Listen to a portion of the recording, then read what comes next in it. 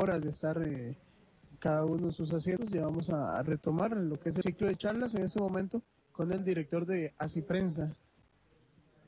Prensa y de EWTN Noticias, el licenciado Alejandro Bermúdez. Escuchémoslo entonces. Y obviamente tenemos la presencia de lujo de nuestro obispo, Monseñor Carrasco, el presidente de la Pontificia Academia para la Vida.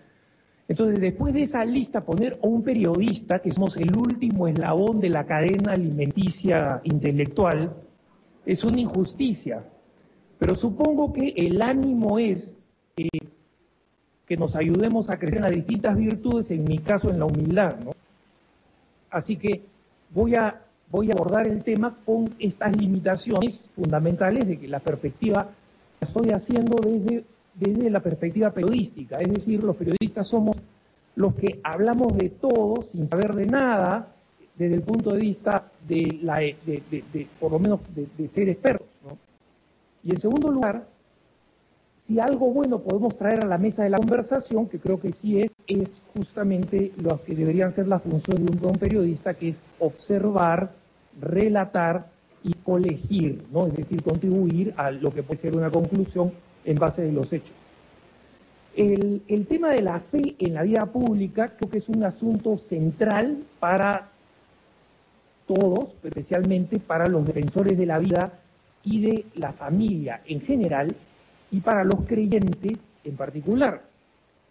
El tema de la vida y de la familia, como nosotros la planteamos, es en realidad un tema que se sustenta en la razón natural, y en consecuencia no es indispensable ser creyente para defender los puntos que nosotros defendemos.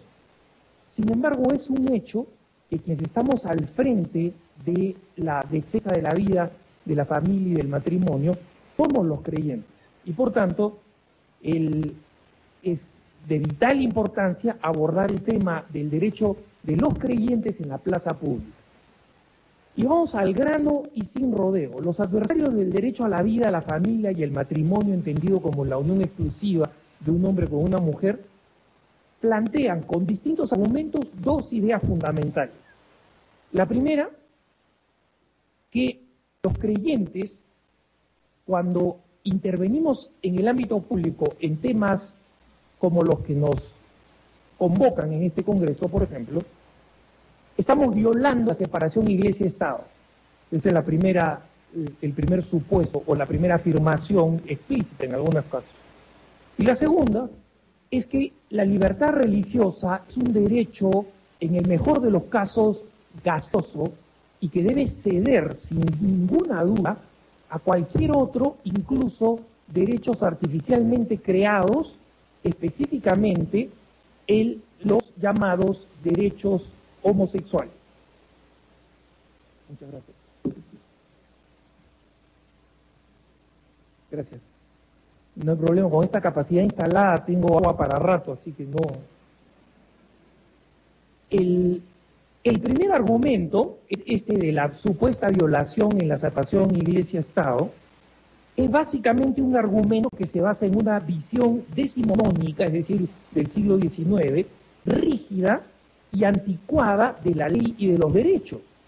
Pero sin embargo, a pesar de su antigüedad y su anacronismo, es una posición muy acentuada en los grupos feministas y abortistas. El segundo tema, en cambio, sobre la especificidad de la libertad religiosa, plantea lo que considero que va a ser la más importante colisión de argumentos en el debate público de este siglo, con consecuencias decisivas para el futuro de la libertad de religión en particular y los derechos humanos en general, por lo que voy a explicar, ¿no? Explico entonces el primer argumento, consciente de que los expertos en leyes, que este Congreso tenemos muchos y muy buenos, van a poder ofrecer mucho más argumentos mucho más claros y precisos. Yo una vez más lo hago desde la perspectiva de un periodista que hace observaciones en base a lo que veo que sucede en el ciclo imparable de las noticias 24/7, ¿no? Las falacias en la separación Iglesia-Estado creo que requieren hacer una explicación.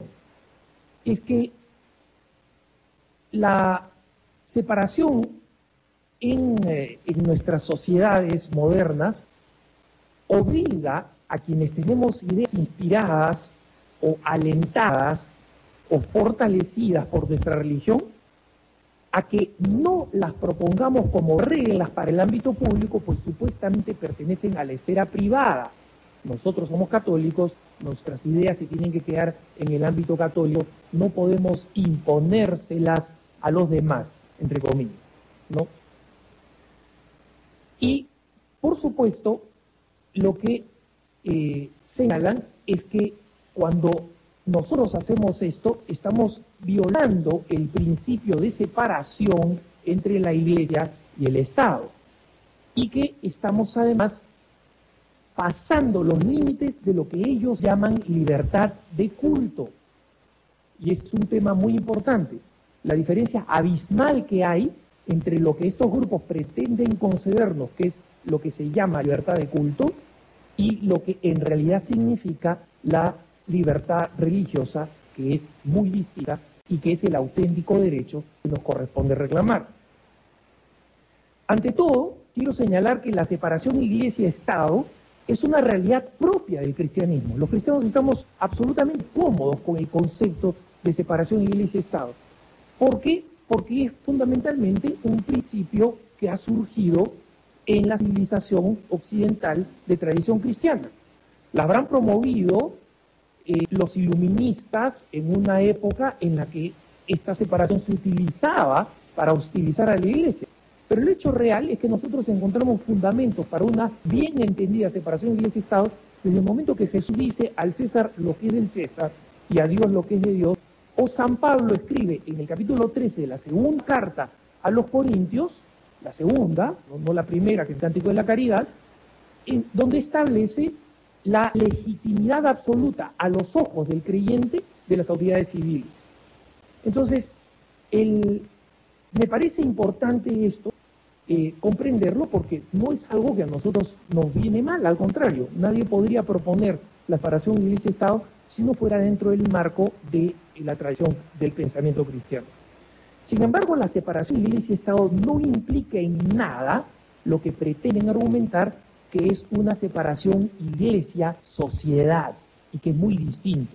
Quienes proponen la separación Iglesia-Estado como el argumento por el cual los católicos no podemos participar en el ámbito público, creen básicamente que esta separación hace que nosotros, los cristianos, no seamos miembros de la sociedad en la que vivimos, por lo menos miembros con plenitud de derechos.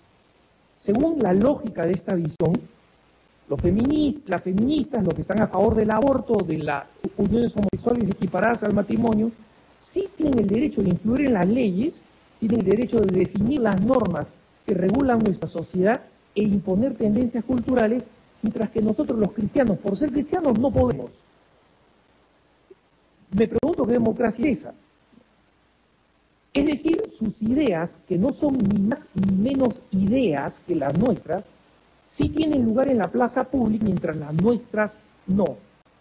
Ciertamente este no es el perfil de una sociedad democrática.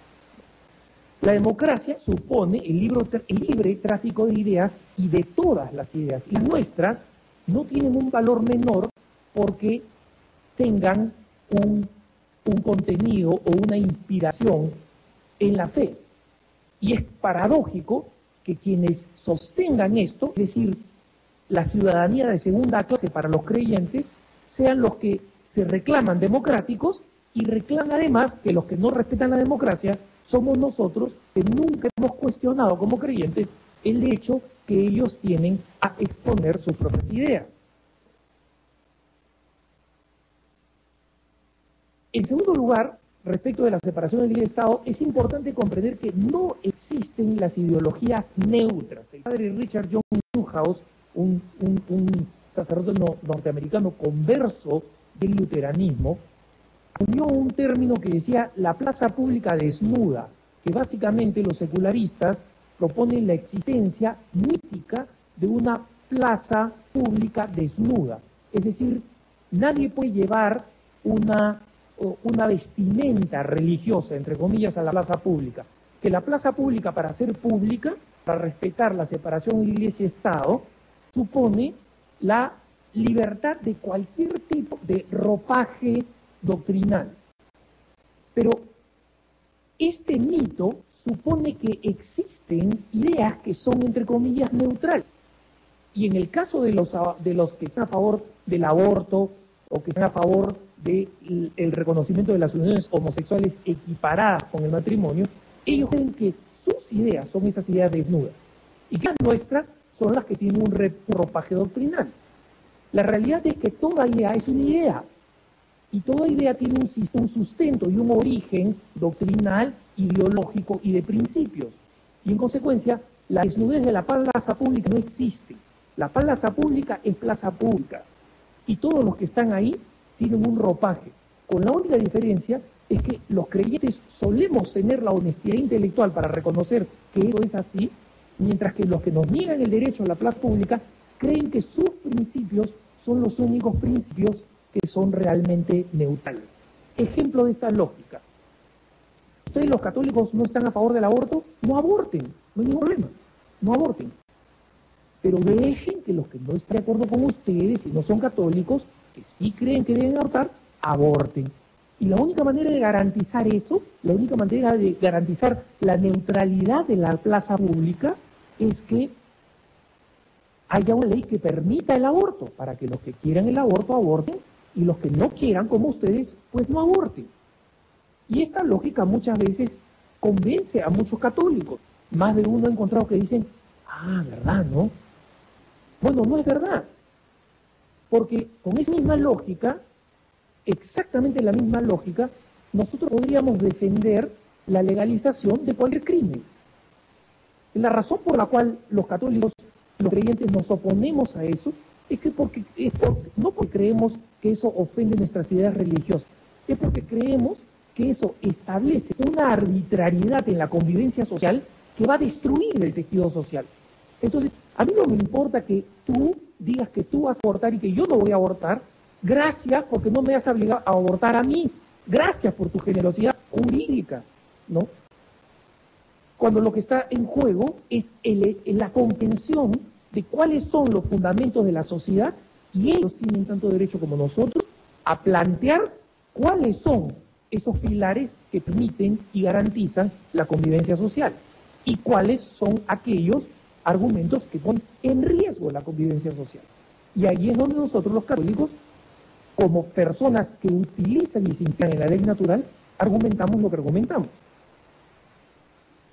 En tercer lugar, es importante comprender dentro de este argumento que la libertad de culto es solamente una parte del derecho a la libertad religiosa. Hay que comprender que la creencia de que la libertad de culto es el gran derecho que se les puede conceder a creyentes es una idea fundamentalmente racionalista extrema y masónica, en concreto, si vemos sus raíces históricas en México, por ejemplo. Allí donde se creyó que la libertad de culto y la separación de iglesia y Estado suponía cerrar iglesias, como por ejemplo lo creía Plutarco Elías Calles en México, al final de la Guerra Cristera creyeron que la gran concesión para los católicos era la libertad de culto. Tú, en tu iglesia que has construido tú con tu dinero y tu familia, te voy a dar permiso para que celebres una misa. Es como si yo agradeciera porque me dan permiso para utilizar el baño en mi casa. Gracias. ¿Qué sería yo sin esta ley tan generosa para conmigo? La libertad de culto no es la libertad religiosa. La libertad religiosa es el derecho que tenemos todos los creyentes a que nuestras ideas estén en el ámbito público, nuestras ideas sean respetadas, escuchadas en el ámbito público, sean sopesadas por su valor intrínseco, no de acuerdo a un prejuicio, y el sistema legal proteja y dé absoluta igualdad respecto a los demás a que eso sea así. Esa es la libertad religiosa y un creyente no puede transigir por nada menos de eso. Cuarto lugar, la ley inspirada en principios cristianos no tiene nada de fundamentalismo religioso. Esta es otra falacia que veo yo que intimida a muchos cristianos. El hecho de decir, bueno, yo no tengo nada contra los católicos, estoy en contra de los fundamentalistas, ¿no? ¿Quiénes son los fundamentalistas, entre comillas? Los que creemos que los valores de razón inspirados en nuestra fe se tienen que hacer presentes en el ámbito público. Es decir, por ejemplo, tienen que influir en la legislación de nuestro país. Esos somos los fundamentalistas, o sea, los que creemos en algo, básicamente, ¿no? ¿Y cuál es el argumento? El argumento es que nosotros estamos tratando de imponer nuestras ideas religiosas en el pensamiento secular de todos los demás. Esa afirmación es completamente falsa. Completamente falsa. Y un católico no tiene por qué comprarse esa estafa intelectual. ¿Qué cosa sería que nosotros impusiéramos nuestras creencias religiosas en la sociedad? Por ejemplo, nosotros los católicos creemos que no ir a misa el domingo sin motivo grave es pecado mortal. Si nosotros quisiéramos imponer nuestras creencias religiosas en la sociedad, debería haber un congresista católico que proponga un proyecto de ley según el cual la Policía Municipal de Costa Rica arrastre de los pies a todos los gorditos que se quedaron tomando una cerveza viendo un partido de fútbol en su casa sin ir a misa. Y que se le dé dos opciones, o vas a misa o te vas a la cárcel. Eso es como se aplica Sharia musulmana. Eso es fundamentalismo religioso. Nosotros nunca hemos pretendido que las normas que son para nosotros temas de conciencia grave se conviertan en legislación pública. Nosotros pretendemos que se convierta en legislación pública aquel que en conciencia y en razón creemos que contaminan gravemente la convivencia social. Y ese derecho no nos lo puede quitar nadie, y si nosotros al defender este derecho nos llaman fundamentalistas, no somos menos fundamentalistas que quien propone cualquier otra idea contraria, si se trata de adjetivos. En consecuencia, no hay que dejarse intimidar por estos adjetivos que no tienen mayor intención que intimidar a los católicos y moverlos a algo que lamentablemente sucede, que es la autocensura, ¿no? Sí, yo soy político católico, pero no pretendo imponer mis ideas a los demás, etcétera, etcétera, ¿no? Oiga, ¿y usted es católico? Sí, yo sé, pero es perfecto, ¿no? Entonces, este complejo de inferioridad católico, que como lo siguen algunos de mis programas, para mí es un tema recurrente que hay que insistir, que es algo de lo que tenemos que sacudirnos, está ligado a esta percepción errada de la separación de Iglesia y Estado. El segundo argumento, sin embargo, es el que yo mencionaba, que es el curso de colisión entre derechos artificiales, como por ejemplo el que reclaman los grupos de presión homosexual para reconocerle a la unión homosexual una legitimidad idéntica a la del matrimonio, y el tema de la libertad religiosa. Es un tema complejo y muy problemático que nosotros tenemos que comenzar a observar con cuidado.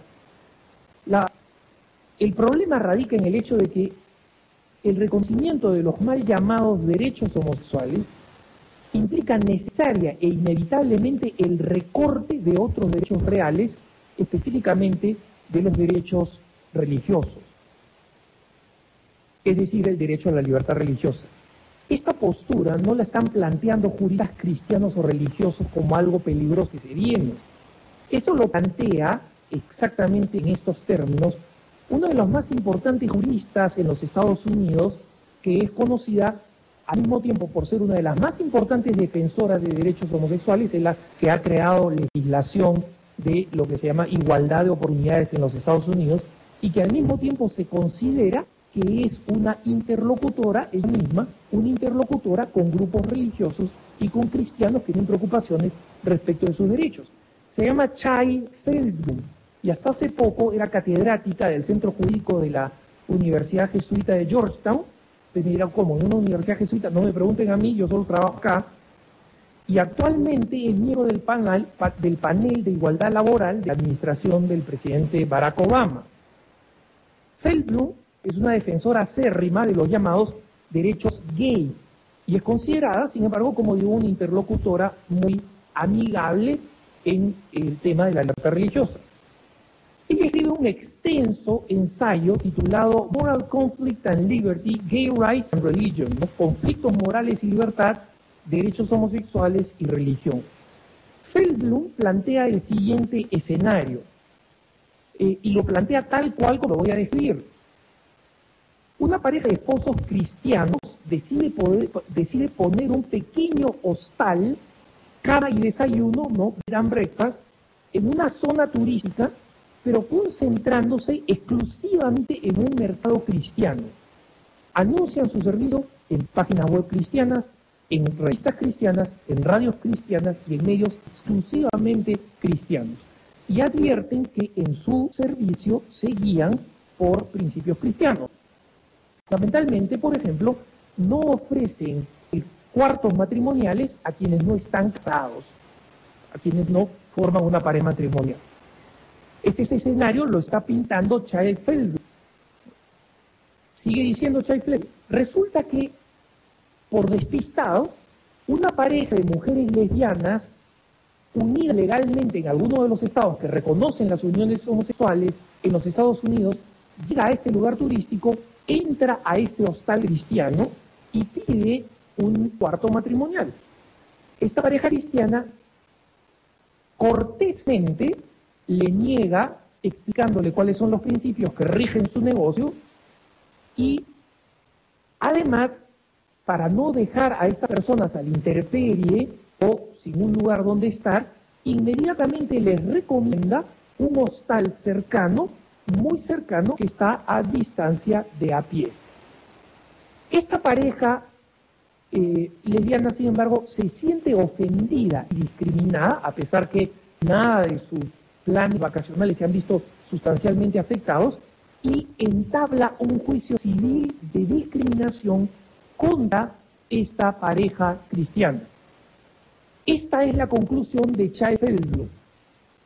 En cualquier circunstancia y cualquier escenario, esa pareja tiene que perder, la pareja cristiana, tiene que perder ante la ley, y la pareja de lesbianas tiene que ganar por un principio legal, que mientras que administrar un hostal, cama y desayuno no es algo esencial del cristiano, no están afectando nada esencial del cristiano, para esa otra pareja lesbiana, la homosexualidad sí es algo esencial, y en consecuencia aquí hay un abuso sobre la pareja homosexual. El Feldblum afirma textualmente, y acá cito cuando concluye esta reflexión, dice: en términos generales, una vez que una persona o institución religiosa ingresa al ámbito comercial operando una empresa como una oficina médica, hospital, librería, hotel, centro de terapia o lo que sea, creo que tal empresa debe de adherirse a una norma de no discriminación en base a orientación sexual o identidad sexual. Más aún, Feldblum dice lo siguiente: cuando la libertad religiosa y la libertad sexual entran en conflicto, me resulta sumamente difícil encontrar un solo caso en el que la libertad religiosa deba prevalecer. El escenario que Feldblum plantea no es hipotético. En Canadá hay un pequeño negocio familiar de impresiones de tarjetas de cristianos que se negaron a imprimir una invitación a un matrimonio, entre comillas, homosexual, y recibió una multa descomunal. En estados de Estados Unidos como Massachusetts o Illinois, por ejemplo, las caridades católicas están siendo marginadas de la adopción de niños por las nuevas leyes en estos estados, y lo mismo está sucediendo en el Reino Unido, donde el derecho de una organización religiosa a decir: mira, nosotros como organización religiosa solamente damos en adopción niños que de una manera que sea consistente con nuestras creencias religiosas, eso es considerado discriminación. Y en consecuencia no pueden entregar niños en adopción. El Estado ha roto todo acuerdo por el cual los niños huérfanos van a parar a organizaciones católicas o cristianas en general que se opongan al reconocimiento de las uniones homosexuales, equiparándolas al matrimonio. El escenario es simple: allí donde se aprueban leyes creando derechos homosexuales, la libertad religiosa se ve inmediatamente recortada. Y la razón es muy sencilla y tiene que ver muy poco con lo que los grupos de presión homosexual llaman homofobia en nosotros. Los cristianos creemos firmemente que toda persona sin distinción debe ser protegida por la ley. Nadie debe ser discriminado, ni agredido, ni marginado por ninguna razón o condición, salvo la violación de la ley. Pero la no discriminación no significa la creación de beneficios legales sin límites para cualquiera que lo solicita. Lo explico con un ejemplo relativamente sencillo. Nosotros sabemos que las personas invidentes, por ejemplo, no pueden ser discriminadas y que la sociedad debe hacer todo lo que esté a su alcance para que la invidencia no se convierta en una limitación o en motivo de marginación. Sin embargo, la ley y la convivencia social no pueden ignorar su condición de invidencia. Si los invidentes, por ejemplo, reclamaran que son marginados o segregados porque no se les permite conducir los vehículos de transporte público o los aviones comerciales para el transporte de pasajeros, ¿debería modificarse la ley para crear un derecho a acceder a estos empleos?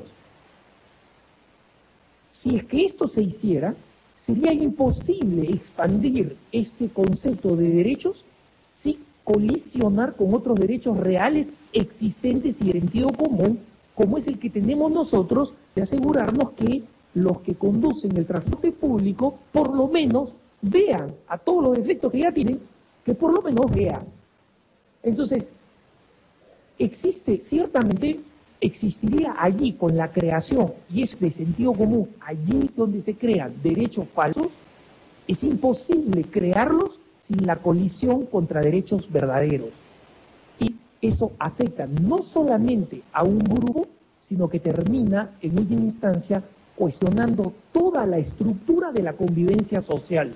Porque finalmente la determinación de derechos queda ligada a dos cosas que son absolutamente subjetivas.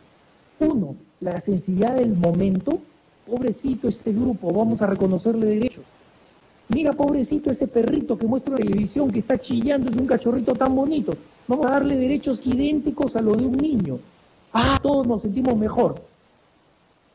Y en segundo lugar, además de la sensibilidad, está el poder. Basta el poder crudo para decir, ahora determino que esta persona tiene este derecho. Tengo el poder, tengo el dinero para hacer una campaña, tengo el poder político, en este momento estoy sentado en un congreso y de mí no me saca nada hasta las próximas elecciones, y en consecuencia, la lógica de la convivencia social que se basa en el consenso y la aceptación de la regla de oro, no hagas al otro lo que no quieres que te hagan a ti, se convierte finalmente en el nazismo democrático. Y no estoy utilizando una figura verbal, una hipérbole, porque si nosotros vemos lo que pretendía el nazismo, ante lo cual se horrorizó el mundo, es exactamente lo que pasa ahora, garantizado por las leyes. La manipulación genética, el aborto eugenésico, la selección de personas, solo que se hacen de una manera más encubierta, ¿no? Ya no digo, como decían los nazis, este no responde a la raza perfecta, a la raza aria, pero ahora decimos, mira, este no tiene para pagarse una cirugía plástica, entra dentro del rango de los feitos, ¿no? Y poco a poco, como la arbitrariedad en el derecho de la vida queda en manos de los poderosos, ahora podemos intervenir en el comienzo o en el final, en un momento vamos a poder intervenir en el medio. ¿Por qué no acabamos con todos los feos? Los que no quieren invertir dinero en crema para la cara, en botox, en cirugía plástica. Es una cuestión de sensibilidad y de poder. Cuando por ahora, los que tenemos todavía parientes feitos, decimos no, que los feos no, todavía no los matemos. Pero cuando la sensibilidad pase y haya un consenso social, mira, la cirugía plástica, el botox, está tan al alcance de todo el mundo, se ha convertido en un derecho como el agua o la electricidad, entonces el que no quiere y es feo, hay que eliminarlo, ¿no? Uno está en un restaurante tranquilo comiendo y entra un feo. ¿Qué derecho tiene el feo a perturbar mi digestión? Entonces, el tema es que todo esto es cómico si no fuera trágico. Cuando nosotros abrimos la puerta de la arbitrariedad, estamos abriendo la puerta del nazismo democrático. Lo que Hitler no pudo hacer de golpe, el relativismo, la dictadura del relativismo, porque tengan en cuenta que el Papa es el que acuña ese término, la dictadura del relativismo, lo va aplicando paso a paso, adormilando la sensibilidad de las personas y trasladando la decisión de los principios de moral social, de convivencia social, de el acuerdo de principios básicos a quienes sustentan el poder. El desafío para los cristianos, uno de los más importantes, creo yo, de los numerosos que tenemos, es el de comunicar a las generaciones más jóvenes, movidas por un loable pero distorsionado sentido de la compasión y bombardeadas además por una propaganda que en Estados Unidos llaman gay friendly, ¿no? O sea, favorable a la persona homosexual. No existe nadie más amigable que la Iglesia, sino a la propaganda de la ideología gay, que es muy distinta. Es importante que comprendan que la destrucción de la ley más temprano que tarde tiene consecuencias serias para toda la sociedad, aunque en una primera instancia la creación de estos falsos derechos no me afecte a mí perceptible y personalmente. Esto lo digo porque en Estados Unidos yo encontré muchísimos jóvenes pro vida, por ejemplo, en el tema del aborto, que sin embargo, curiosamente, están a favor de la legalización del mal llamado matrimonio homosexual. ¿De dónde viene esto? Viene esto de que en su hipersensibilidad, la tecnología actual con el 3D y 4D les permite ver que un embrión humano es una vida y en consecuencia les genera repulsa la idea de que esa criatura sea eliminada. Pero al mismo tiempo ellos ven una pareja homosexual y dicen, ¿cuál es el problema que se casen y se muevan a acostar a mi casa? Yo no soy homosexual, yo voy a seguir viviendo con mi esposa. La aprobación de esta ley no me afecta a mí. Entonces, existe esa visión cortoplacista en la que a los católicos nos resulta difícil, y hay que entender que es difícil y que es cuesta arriba, ganar la batalla de conceptos. Porque cuando nosotros tenemos que argumentar, tenemos que explicar, mientras que en esta batalla de conceptos, los que están a favor de la unión homosexual nos ponen una pareja homosexual modelo, ¿no? Y nos dicen, pobrecitos, ¿tú qué tienes contra ellos? Y en consecuencia, el debate, desde el punto de vista de la sensibilidad pública, se pone en contra nuestra. Hay que entender que en el ámbito pro vida, el de la defensa de la vida no nacido, nosotros venimos ganando el ámbito del debate, porque la tecnología, lo visible, está a nuestro favor. Cada vez se ve más lo que significa una vida naciente, una vida en el inicio. No así con este tema que, como digo, va a poner en juego dramáticamente la libertad religiosa. Obviamente, no es extraño que entre los cristianos subsistan numerosos temores a quedar mal, a ser tachado a ser acusado de fundamentalista, de homofóbico o de cualquier otro tema después de el concepto fóbico que puedan añadir. Como periodista les tengo una noticia de último minuto. Resulta que el mundo, en sentido teológico del mundo de mono y carne, nos odia, ¿no? Por si no se habían enterado. Y Jesús ya lo había advertido. Y en consecuencia, nunca va a existir ninguna estrategia de marketing, ¿no? o una técnica que garantice que nosotros podamos proponer la respuesta católica sin un costo de sufrimiento. Y muchos de mis colegas en mi rubro de las comunicaciones creen que la Iglesia tiene un problema comunicacional. Miren, la Iglesia puede recibir mucho asesoramiento en términos de comunicaciones. Con certeza se lo digo, yo que estoy en este lado del negocio. Pero la creencia de que el problema por el cual la gente no acepta la verdad es por un problema de marketing, no entienden la dinámica del bien y el mal. No entienden que Jesucristo murió en la cruz no porque se equivocó de estrategia de marketing. Entonces es importante comprender que hay ese componente de sufrimiento que tiene que ser aceptado y abrazado, porque no solamente nuestra santidad está en juego, sino también la eficacia de nuestra acción. Esta presencia en medio del ámbito público, en consecuencia, no solamente es un derecho, es una misión. Y es una misión que hay que asumir enfrentando la enfermedad de nuestro tiempo. La enfermedad de nuestro tiempo es, por lo menos en el caso de los cristianos, el miedo. No en vano, el Papa, el Beato Juan Pablo II, si de alguna manera quisiéramos resumir en una frase, un leitmotiv, su pontificado, sería en la expresión no tengáis miedo. Por algo lo dijo, era una frase profética. Nosotros no podemos decir somos de la generación Juan Pablo II, creemos que su pontificado es un pontificado profético, si no tenemos en cuenta que por algo nos advirtió que no tuviéramos miedo. Y más aún, como línea de continuidad del actual pontificado, sabemos que este Papa en su discurso inaugural no solamente dijo, no tengáis miedo, agregó un concepto más, si es que nos falta claridad, porque Jesucristo no quita nada, lo da todo. Muchas gracias y buenas noches.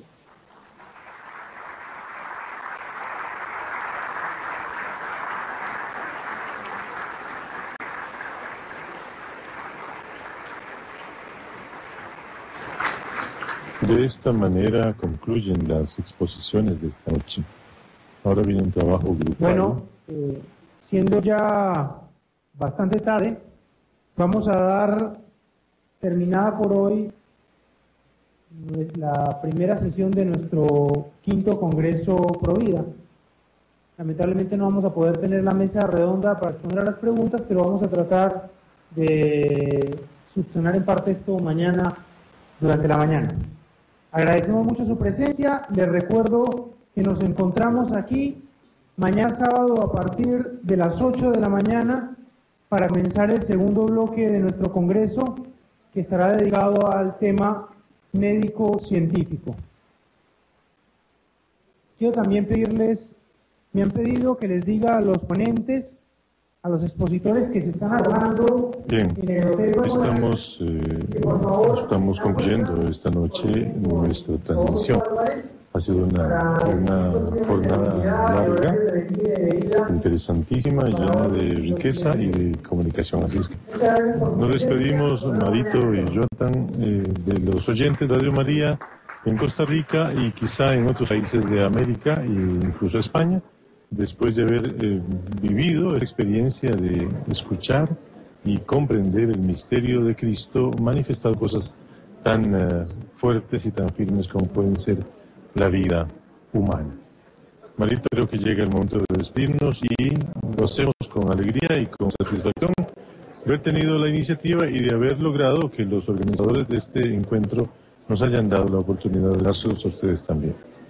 Así es, padre, por supuesto, el agradecimiento a todos los que han estado pendientes a la transmisión que genera Radio María Costa Rica, de acá, desde San José, propiamente en el auditorio de la Universidad Latina. ¿Qué tenemos para mañana? Nada más para recapitular así rápidamente, por lo menos por la mañana, tendremos la exposición del doctor Rodrigo Álvarez, el doctor Alejandro Leal, también del doctor Felipe Vizcarrondo, y por la mañana, para cerrar ya la mañana, tendremos al máster Adolfo Castañeda. Son parte de los exponentes que tendremos el día de mañana, muy temprano, 8 en punto, se ha citado para el día de mañana y por supuesto Radio María estará presente. Claro, yo creo que vendré a acompañar por la tarde para compartir con ustedes este material que se va a exponer y que ustedes puedan vivir intensamente estas propuestas de científicos sociales, científicos, juristas y otros personajes que nos hablan sobre la vida como un gran misterio, como una maravilla de creación. Así es, nos despedimos entonces, padre, y por supuesto, ya lo sabe, invitando a todos para que mañana, desde las 8 en punto, esté con nosotros en la transmisión especial de este quinto Congreso Provida que llevamos acá en San José, Costa Rica, y por supuesto invitar a todos para que sigan la programación de Radio María Costa Rica, 24 horas llenas de mucha programación, especialmente elaboradas para todos. Sí, así es. Muy buenas noches y muchísimas gracias. Bien, de esta manera finalizamos la transmisión del día de hoy. Hoy se inició lo que es el quinto Congreso Internacional Provida.